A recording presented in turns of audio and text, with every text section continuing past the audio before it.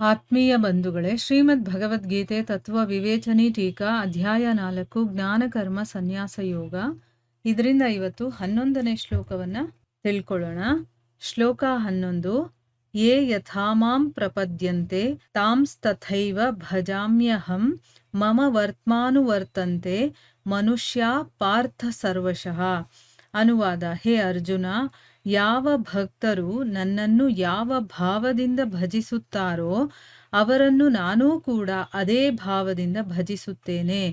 ಏಕೆಂದರೆ ಮನುಷ್ಯರೆಲ್ಲರೂ ಎಲ್ಲ ಪ್ರಕಾರದಿಂದ ನನ್ನ ಮಾರ್ಗವನ್ನೇ ಅನುಸರಿಸುತ್ತಾರೆ.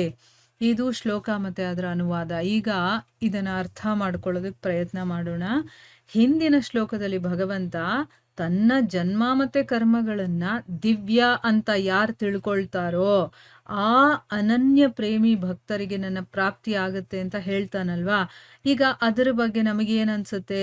ಅವರಿಗೆ ನೀನು ಯಾವ ರೀತಿ ಅಥವಾ ಯಾವ ಪ್ರಕಾರ ಯಾವ ರೂಪದಲ್ಲಿ ನೀನು ಸಿಗ್ತೀಯಾ ಅನ್ನುವಂಥ ಒಂದು ಪ್ರಶ್ನೆ ಅಥವಾ ನಮಗೆ ಒಂದು ಜಿಜ್ಞಾಸೆ ಬರುತ್ತಲ್ವಾ.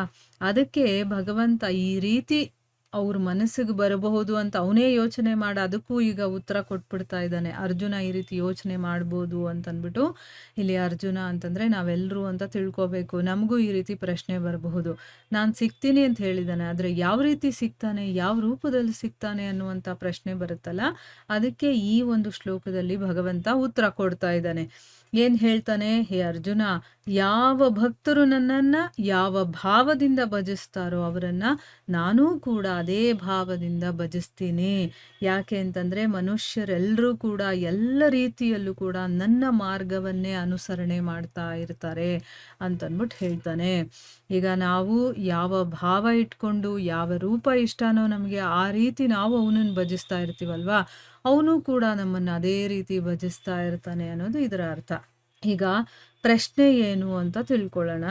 ಯಾವ ಭಕ್ತರು ನನ್ನನ್ನು ಯಾವ ಭಾವದಿಂದ ಭಜಿಸ್ತಾರೋ ನಾನು ಕೂಡ ಅವರನ್ನು ಅದೇ ಭಾವದಿಂದ ಭಜಿಸ್ತೇನೆ ಅಂತ ಹೇಳ್ತಾ ಇದ್ದಾನಲ್ಲ, ಇದರ ಅರ್ಥ ಏನು ಅಂತ ಪ್ರಶ್ನೆ.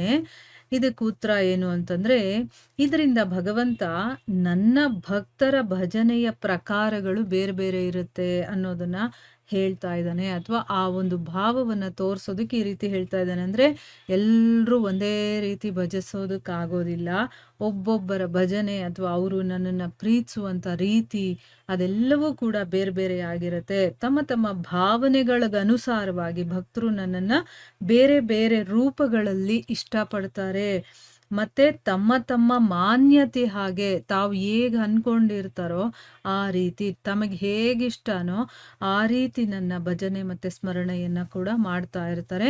ಅದಕ್ಕೋಸ್ಕರ ನಾನು ಕೂಡ ಅವರ ಭಾವನೆಗೆ ಅನುಸಾರವಾಗಿ ಆಯಾ ರೂಪದಲ್ಲಿ ನಾನು ದರ್ಶನವನ್ನು ಕೊಡ್ತೀನಿ.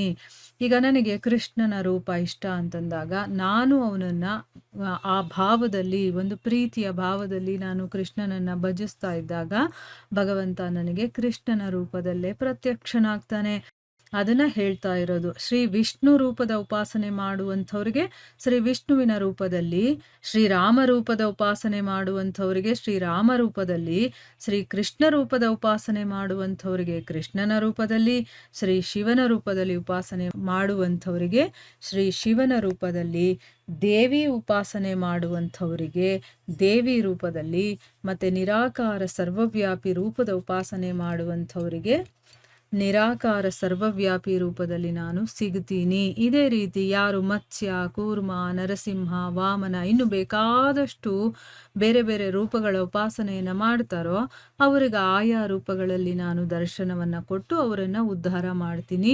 ಇಷ್ಟೇ ಅಲ್ಲದೆ ಅವರು ಯಾವ ರೀತಿಯಿಂದ ಮತ್ತು ಯಾವೊಂದು ಭಾವದಿಂದ ನನ್ನನ್ನು ಉಪಾಸನೆ ಮಾಡ್ತಾರೋ ನಾನು ಕೂಡ ಅವರ ಆಯಾ ಪ್ರಕಾರದಿಂದ ಮತ್ತು ಆಯಾ ಭಾವವನ್ನೇ ಅನುಸರಣೆ ಮಾಡ್ತೀನಿ ಅಂತ ಹೇಳ್ತಾ ಇದ್ದಾನೆ.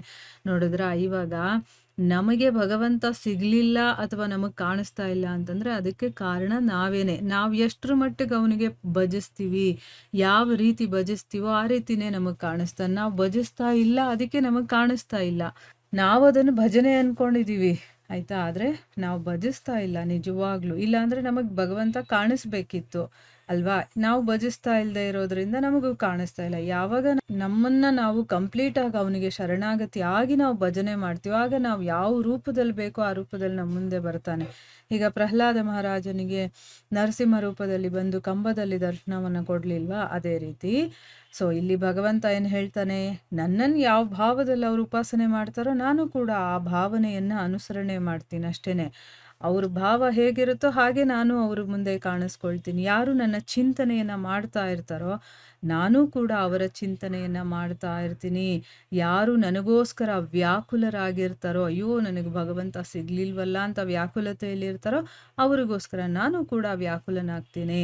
ಯಾರು ನನ್ನ ವಿಯೋಗವನ್ನ ಸಹಿಸ್ಕೊಳ್ಳೋದಿಲ್ವೋ ನಾನು ಕೂಡ ಅವರ ವಿಯೋಗವನ್ನ ಸಹಿಸ್ಕೊಳ್ಳೋದಿಲ್ಲ.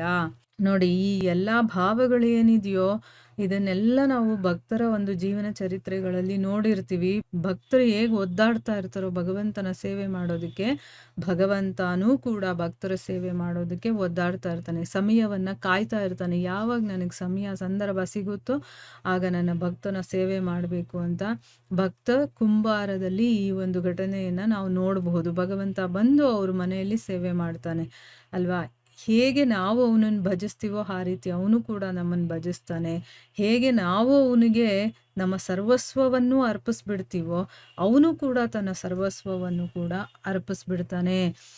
ಯಾರು ಗೋಪ ಬಾಲಕರಂತೆ, ಈಗ ಗೋಪ ಬಾಲಕರು ನೋಡಿದಿರಾ, ಭಗವಂತನನ್ನ ತಮ್ಮ ಸಖ ಅಂತ ತಿಳ್ಕೊಂಡು ಭಜಿಸ್ತಾರೆ ಅವನನ್ನ.